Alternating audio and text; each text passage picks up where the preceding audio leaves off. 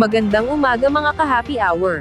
Narito ang mga balita para sa MBC TV Network News Update, 9 AM edition.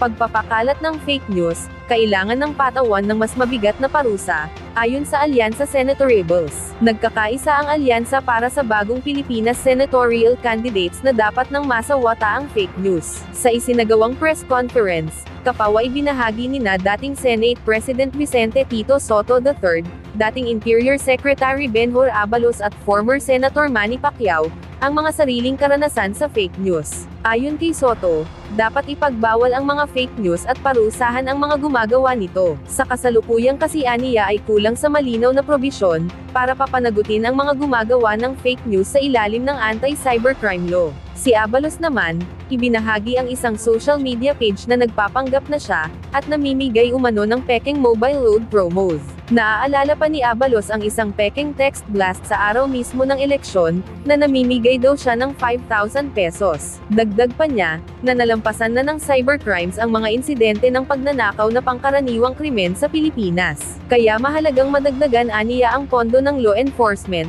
upang palakasin ang mga cybercrime investigation units nila. Ikinwento rin ni Pacquiao ang kanyang karanasan ng madalas na mapabalitang patay na raw siya, kaya pangako niyang magsusulong ng mas mahigpit na mga pulisya, laban sa mga online disinformation at fraud.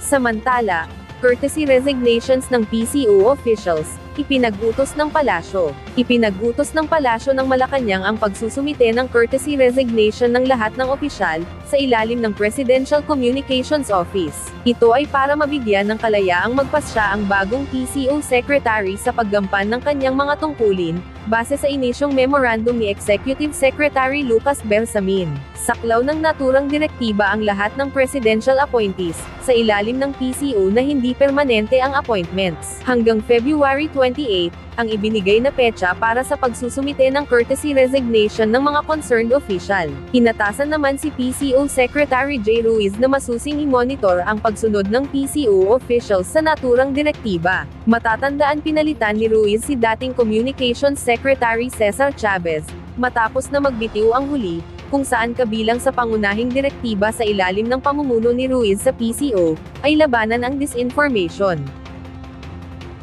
At yan ang mga balita para sa MBC TV Network News Update, 9 AM edition. Abangan ang mga susunod na balitaan mamaya, para sa 10 AM edition.